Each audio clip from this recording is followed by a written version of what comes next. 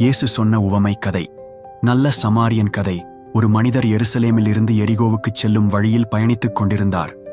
திடீரென சில கள்வர்கள் அவரை தாக்கி அவரது பொருட்களை கொள்ளையடித்தனர். அவரை கடுமையாக அடித்து பாதியில் விட்டுச் சென்றனர்.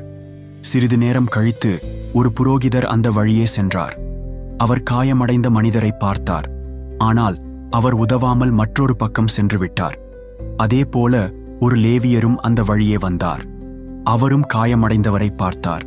ஆனால் அவரும் உதவாமல் தனிப்பாதையில் சென்று விட்டார். பின்னர் ஒரு சமரியர் அந்த வழியே வந்தார். அவர் காயமடைந்த மனிதரை பார்த்ததும் உடனே இரக்கம் கொண்டார். அவருக்கு உதவுவதற்காக நின்றார்.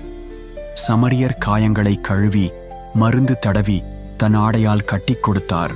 பின்னர் அவரை தன் கழுதையில் ஏற்றி ஒரு விடுதிக்கு அழைத்துச் சென்றார். அங்கு அவருக்கு மேலும் பராமரிப்பு வழங்கினார்.